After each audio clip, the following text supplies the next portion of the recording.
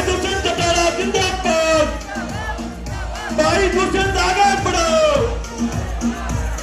जनता party जिंदाबाद। मेरे से पूर्व वक्ताओं ने बखूबी आपके बीच में सारी बात रखी और बताया कि आज प्रदेश के हालात क्या है। नव वर्ष की शुरुआत हुई और इस नव वर्ष के आगमन पर पार्टी का पहला कार्यक्रम छोटी काशी आपकी भिवानी की इस पावन धरा पर हुआ। मगर एक पीड़ा जरूर आज हुई। दिग्विजय सिंह ने जो बात आपके बीच में रखी, शिक्षा की इस नगरी में, शिक्षा की इस राजधानी में आज हम बैठे हैं और वही हमारे बीच में जिस प्रकार से गड़बड़ घोटाला एचटेट के अंदर हुआ, इसके उपरांत एक एक तथ्य दिग्विजय सिंह ने आपके बीच में रखे। साथियों, ये कोई छोटी बात नहीं है कि इस तरीके से 1250 लोगों को बोनस ग्रेस मार्क्स देकर एचटेट के एग्जाम में पास कर दिया जाता है और मुख्यमंत्री का इसके उपरांत एक बयान नहीं आता। जो लोग कहते हैं खर्ची नहीं पर्ची नहीं, वो लोग दी हुई पर्चियों को भी जलाने का फाड़ने का काम करते हैं। ये साफ दिखता है कि इस सरकार के अंदर पिछले 1 वर्ष के अंदर शिक्षा की हरियाणा प्रदेश में स्थिति क्या है। दिग्विजय सिंह तो कह रहे थे 3 महीने पेपर रखने पड़ते हैं। सुप्रीम कोर्ट के आदेश है साथियों कि रिजल्ट आउट होने से लेकर 2 साल तक किसी आरटीआई में अगर जवाब मांगना चाहिए, किसी और इंक्वायरी के अंदर कोई आ जाता है तो एग्जामिनेशन सीट हमें संभाल कर रखनी पड़ती है। और मैं तो चाहूंगा कि अगर इस पे मुख्यमंत्री कार्रवाई ना करे तो अवतार जी हमारे लीगल सेल के अध्यक्ष रहे हुए हैं, लीगल सेल में देवेंद्र भी है, अब तो प्रधान बन गया, कई वकील साथी यहाँ पर भी है। आप लोग बैठकर इस पे एक एक तथ्य पर पूरी जांच करो।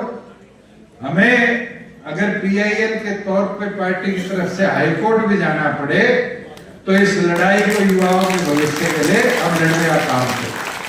और मैं तो पत्रकार साथियों से कहूंगा, मुख्यमंत्री के, पूर्व मुख्यमंत्री के, बीजेपी के मंत्री के आगे माइक लगा के तो आप पूछ लेते हो कि डॉक्टर साहब ने कह दिया, डॉक्टर अजय सिंह चौटाला ने कह दिया आंदोलन करना पड़ेगा, और वो कहते हैं ये भाषा। अरे आंदोलन तो करना पड़ेगा नहीं पड़ेगा जब युवाओं के, हजारों युवाओं के भविष्य के साथ ये भारतीय जनता पार्टी की सरकार खिलवाड़ कर रही है, तो क्या हमारी नैतिक जिम्मेवारी नहीं बनती हम लड़ाई लड़े, हम सड़कों पर उतरे? मुझे बताने का काम करो साथियों कि केंद्र सरकार को उठा लो। आज 11 साढ़े 11 साल हो गए, ग्रुप सी और डी की क्या हालात देश में बना दी। आज प्रदेश सरकार को उठा लो। कौशल रोजगार के नाम पर ग्रुप सी और डी को पूरी तौर पर प्रदेश से समाप्त करने की जो इनकी प्लानिंग है, ये एकमात्र इनका एक ही सोच को आगे दिखाता है कि प्रदेश में रोजगार को समाप्त करने का काम किया जाए।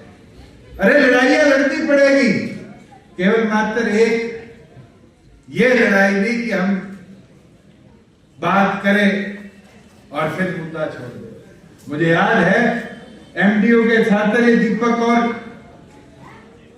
इनने एक मुद्दा लाके हमारे आगे रखा कि जी हमारी नैक रेटिंग खत्म होगी। नैक रेटिंग खत्म होने की वजह से एमडीओ के 1.5 लाख के लगभग बच्चों का भविष्य गर्दिश में। ये आपकी पार्टी थी, महामहिम के पास गई और दूसरे दिन केंद्र सरकार को नैक को दोबारा लागू करना पड़ा। केवल मात्र 1.5 लाख हरियाणा के बच्चों के भविष्य की बात नहीं थी, ये बात थी तो 1.5 करोड़ से ऊपर युवाओं। हमने देश के युवाओं की लड़ाई लड़ी, पूरे देश में किसी और पॉलिटिकल पार्टी की तो नहीं लड़ी। और मैं तो चाहूंगा जहां हम शिक्षा की बात कर रहे हैं, ये भिवाड़ी के अंदर आज खड़े होकर ये हमें संकल्प लेना पड़ेगा कि ये सेट की जो खामियां, जो गलतियां, जहां इसके अंदर अगर पैसा लिया गया, उन चीजों को तथ्यों के साथ जनता के बीच में भी लेकर आने का काम करें। भिवाड़ी की नगरी से इस लड़ाई को आगे लेकर चलने का काम करें। साथियों, मैं तो आपको प्रदेश के अलग अलग मुद्दों पे अगर हम चर्चा करें, अभी ब्रिज शर्मा जी धान की बात कर रहे थे, मुख्यमंत्री के खुद के विधानसभा क्षेत्र से लेकर खुद के जिले के अंदर, पैतृक जिले के अंदर, खुद इनकी सरकार ने माना 100 करोड़ का नकली चावल खरीदा गया, बेचा गया। आज तक एक भी मिल की वेरिफिकेशन नहीं कर रहा। आप खुद उठाकर देखो कि 1 तारीख को नए डीजीपी हरियाणा प्रदेश के सिंघल साहब आए। मुझे खुशी है कि अगले ने पहले अपने प्रेस कॉन्फ्रेंस में कहा कि हम लड़ाई लड़ेंगे, जो विदेश में बैठे हैं वो आतंकवादियों के तौर पर है, जो आतंक मचाने का काम कर। और मैं उम्मीद करता कि प्रदेश की कानून व्यवस्था को सुधारेंगे, मगर एक पीड़ा भी होती है कि उनको अपनी पहली प्रेस कॉन्फ्रेंस में कहना पड़ता है कितने 10,000 के लगभग लोग फरार हैं। इसका मतलब जो पहले थे उनने प्रदेश में व्यवस्था ऐसी बनाई जिसने अपराधियों को खुली छूट दे रखी थी कि प्रदेश में अपराध करो और भाग जाओ। हम तो उम्मीद रखते हैं नववर्ष प्रदेश की कानून व्यवस्था में सुधार लाने का काम करें। वही साथियों, मैं तो उम्मीद करता हूं कि संगठन के तौर पर, जैसे ब्रिज शर्मा जी ने कहा, हमें काम करना पड़ेगा। दिग्विजय सिंह अपनी जिम्मेवारी निभा रहे, मगर उसके साथ साथ युवा साथियों, आप सबको भी जिम्मेवारी निभानी पड़ेगी। भिवाड़ी जिले के प्रत्येक गांव में जाकर जो मुहिम हमने शुरू करी थी बूथ योद्धा की, उस मुहिम को आगे लेकर चलना पड़ेगा कि हर बूथ पर एक युवा साथी योद्धा की तरह खड़ा होकर पार्टी के लिए काम। और वही जनरल इकाई के साथियों से निवेदन करूंगा, ये वर्ष बड़ा महत्वपूर्ण है संगठन की ताकत को बढ़ाने के लिए। 10 तारीख का समय है हल्का कार्यकारिणी और जिलों के सेलों की कार्यकारिणी घोषित करने का। जितेंद्र जी, ये आपकी जिम्मेवारी है, जिले के आप और कृष्ण जी कप्तान। ये लड़ाई जो कागज की है, कलम की है, ये सबसे मजबूत लड़ाई है। अगर जिम्मेवार मेहनती साथी को जिम्मेवारी देकर संगठन में खड़ा करोगे तो आपकी हर लड़ाई में वो आपके साथ खड़े होकर लड़ने को तैयार है। भाई, मेरी माताओं बहनों से कहूंगा, 50% आबादी आपकी है, अपनी ताकत को मत भूलो। आप लोग एक चीज समझो कि 2029 के चुनाव में अगर 33% लागू हो गया तो भिवाड़ी विधानसभा जिले की 4 सीटों में से कम 1 सीट पर महिला उम्मीदवार के तौर पर उतरना पड़ेगा। और ये जिम्मेवारी जब बखूबी निभेगी जब मेरी माता बहनें हर चूल्हे चौकी तक जाकर पार्टी के साथ नई माताओं बहनों को जोड़कर इस संगठन की ताकत को बढ़ाए। और मैं तो सबको कहूंगा, जब हमने महिला की मूवमेंट शुरू करी, चुनरी चौपाल चलाई, तो भिवाड़ी जिले का एक अहम योगदान रहा और उसने प्रदेश में एक महिला सशक्तिकरण की सोच को ताकत दी। और आज मुझे खुशी है कि हम तो 10% के हिस्सेदार थे, मगर माताओं बहनों को 50% पंचायती राज में हिस्सा दिलाने में कामयाब।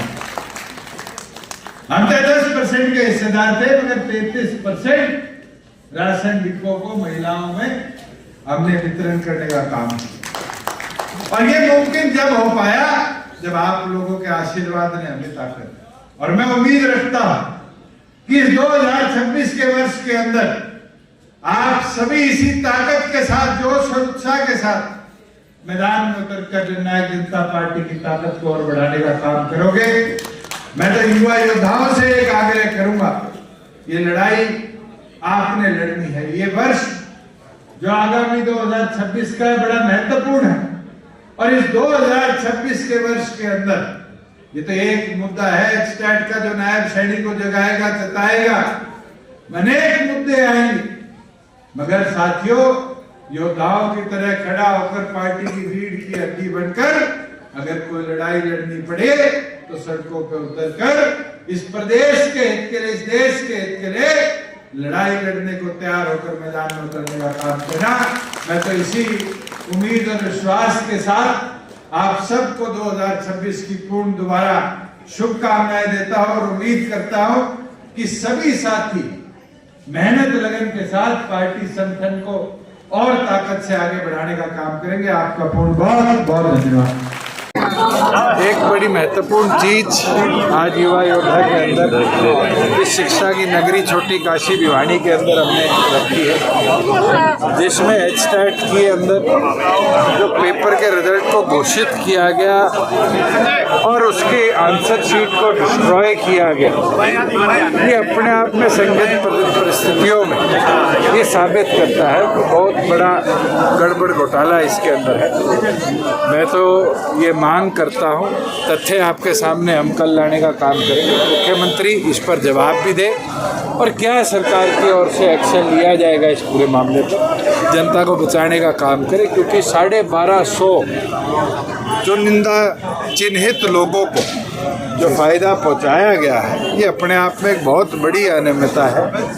एक एक तथ्य के साथ हम प्रेस कॉन्फ्रेंस कर पार्टी की तरफ से पब्लिक के बीच में इसकी एक एक बिंदु को रखने का काम करेंगे। और अगर सरकार कार्रवाई नहीं करती तो जननायक जनता पार्टी के लीगल सेल की ओर से हमें अगर पीआईएल के माध्यम से कोर्ट के अंदर जाना पड़ा तो हम कोर्ट के अंदर जाएंगे। दुष्यंत जी, जब जो एमआर सीट्स आती हैं उनको स्कैन किया जाता है, उसके बाद रिजल्ट जो है उसको जांचा परखा जाता है। आपको नहीं लगता कि जो स्कैन्ड जो सीट है उनकी भी जांच होनी चाहिए मूल रिजल्ट के? बिल्कुल होनी चाहिए। और हैरानी की चीज़ है, आप तो सारे प्रेस के साथी हो, 2013 में जब एचसीएस के भर्ती के अंदर अनियमितता आई थी, भूपेंद्र हुड्डा की सरकार ने कोर्ट में एफिडेविट देकर 2 साल बाद उसकी आंसर शीट को जलाया था। ये तो हैरानी की चीज़ है कि 3 महीने के पहले आपने आंसर शीट को जला दिया। ये साफ दिखता है कि वो अनियमितताएं जो पकड़ी जाती उनको छुपाने के लिए कदम हमारे एजुकेशन डिपार्टमेंट ने किया। भूपेंद्र सिंह हुड्डा समेत 37 लोगों के खिलाफ बात करती है, बावजूद इसके ऐसे चेयरमैन की नियुक्ति क्या है? देखो, इंक्वायरी तो है इसके ऊपर, कोई छुपी बात नहीं है। प्रधानमंत्री के संज्ञान में भी है, राजस्थान के मुख्यमंत्री के संज्ञान में भी है, और उसके बावजूद भी नियुक्ति करी और नियुक्ति के बाद भी इस तरह की गड़बड़ करी और मुख्यमंत्री चुप है, तो कहीं ना कहीं मुख्यमंत्री पर इस चीज़ का दबाव तो दर्शाता है कि किसी दबाव में ही ऐसे व्यक्ति को उन्हें इस पद पर बैठाने का काम। दुष्यंत जी, 37 लोगों के खिलाफ जो है आरोप पत्र तय किया गया, आरोप तय किए गए भूपेंद्र सिंह हुड्डा समेत, क्या प्रतिक्रिया आपकी? देर आए दुरुस्त आई। जो 11 साल पहले तय होनी चाहिए थी जीत, वो आज तय हुई है। मैं तो हमारे जुडिशल सिस्टम का आभारी हूँ और उम्मीद करता हूँ कि सुप्रीम कोर्ट की जजमेंट के अनुसार जो सिटिंग एमएलएज और एमपीज़ के विरुद्ध 1 साल के अंदर अंदर कार्रवाई समाप्त करने के आदेश हैं, इस पूरे गड़बड़ घोटाले में इन 37 लोगों के विरुद्ध 1 साल में कोर्ट अपनी प्रक्रिया पूरी कर फैसला दे, प्रदेश की जनता को बताए कि किस तरीके से प्रदेश में जमीन की दलाली में जो लूट मचाने का काम कांग्रेस के शासन में किया गया, उसका मुख्य भूमिकार कौन था। भाई साहब, जो डॉक्टर अजय सिंह चौटाला का बयान उस पर काफ़ी प्रतिक्रिया आ रही है सरकार की। अच्छी बात है, आप मुख्यमंत्री, पूर्व मुख्यमंत्री सबके माइक लगा के पूछ रहे। अब मुझे ये तो बताओ कि जब बच्चों के भविष्य के लिए पेपर निकला एचस्टैट का कि वो टीचर लगे और उसमें इतनी बड़ी गड़बड़ी हुई, तो क्या हम आँखों पे पट्टी बांध कर बैठ जाए? लड़ाई तो लड़नी पड़ेगी और जिनने गड़बड़ करी है उनको पकड़वाना भी पड़ेगा, चाहे दौड़ा कर पकड़वाना पड़े। तो मुझे लगता है कि डॉक्टर साहब ने जो बात कही थी वो युवाओं के भविष्य के लिए है। और आप सारे प्रेस के साथी हो, उठाकर देखो, इमरजेंसी में यही भारतीय जनता पार्टी थी जो खुद कांग्रेस को दौड़ा कर भगाने की बात करती थी, आज उनको कोई दौड़ाने की बात करता है तो फिर हिंदू मुस्लिम पे आ जाती है बात, देशद्रोह पे आ जाती है बात। अरे चोरी करोगे, सीना चोरी भी करोगे, सीना चोरी तो नहीं होने देंगे, अगर चोरी करोगे तो पकड़वाएंगे, जनता के सामने लाएंगे। आज तो सोशल मीडिया का जनजी का समय है और इसके अंदर एक एक वक्त आप निगरानी में और एक एक वक्त आपकी कई बात को बड़े महत्वपूर्ण तरीके से लोग सुनते हैं। मैं तो चाहूँगा कि मुख्यमंत्री इस एचटेट की गड़बड़ पर तुरंत प्रक्रिया भी दें और कार्रवाई भी करने का। मुख्यमंत्री का बयान आया है कि जो है अजय सिंह चौटाला जी के स्तर के अनुरूप नहीं था जिस तरह का बयान। आप उस क्लिप को पूरी को देखो और पूरी क्लिप के अंदर अगर 4 सेकंड को रिप्ले करोगे तो फिर तो कोई बयान किसी का भी अनुरूप नहीं है। मोदी जी ने भी कहा मेरी माँ को गाली दे दी, कहा नहीं कहा, किसने दी भैया, आपने सुनी? कहने वाला व्यक्ति क्या कहता है और ये बड़े बड़े टीवी चैनल क्या दिखाते हैं, इसमें बहुत अंतर है। आप 7 बजे टीवी ऑन कर लो और 7 बजे सिर्फ एक ही डिबेट आती है कि एक मौलाना बैठा है, एक बाबा बैठा है और हिंदू मुस्लिम में देश बट रहा है। सच्चाई है नहीं है आज देश की स्थिति।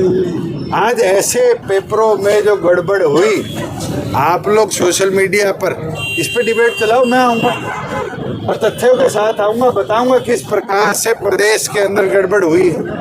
क्या मैंने जो एमडीयू के अंदर नैक की गड़बड़ की बात उठाई थी, सरकार का प्रेस नोट है, एमडीयू का प्रेस नोट है, गवर्नर साहब ने हमें कॉपी दी थी कि ऐसी कोई गड़बड़ नहीं हुई और 2 दिन बाद उनको नैक को रिवाइज क्यों करना पड़ा?